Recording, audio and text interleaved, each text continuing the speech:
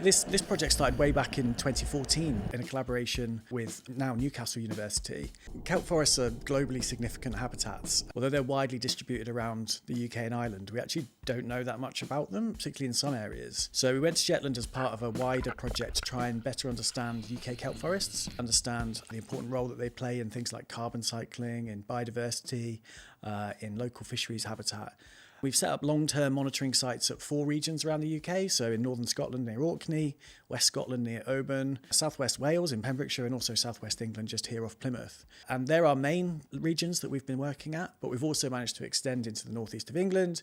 Last summer we were lucky enough to go and set up some sites in the Scillies off the west coast of Cornwall, and this summer we were able to go even further north to the extreme northern point of the UK and collect some data from Shetland Islands. The main objective of the project is to just quantify kelp forest structure around the UK and use that information to understand a little bit more about these habitats.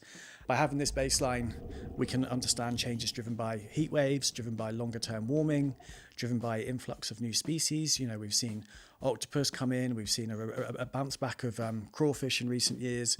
There's other kind of herbivorous fish coming in. So we need to have that baseline to understand how things then respond to different environmental changes. And so Shetland is a very remote area. It's an area that we hadn't been able to go and survey. So this trip was an opportunity to get up there and actually get in the water and collect some data on these really important habitats. So we were collecting data using sort of quadrat and transect surveys. So things like counting how many kelp types are there on the reef and looking at other sort of members of the community, the sea urchins and the fish. And then we also took some samples back to the boat, and we were able to measure things like the length and the weight of the different plants, identify different algae associated with the kelp themselves, and also take some samples to look in more detail back in the lab, the biodiversity that they support and how much carbon they're actually storing and releasing into the environment. So the water temperature was 7 degrees. It was quite chilly at the time, so processing the kelp on the boat was sort of -1 with wind chill, so it was cold, but we were lucky enough to have an amazing boat and really good crew, and the Shetlands themselves were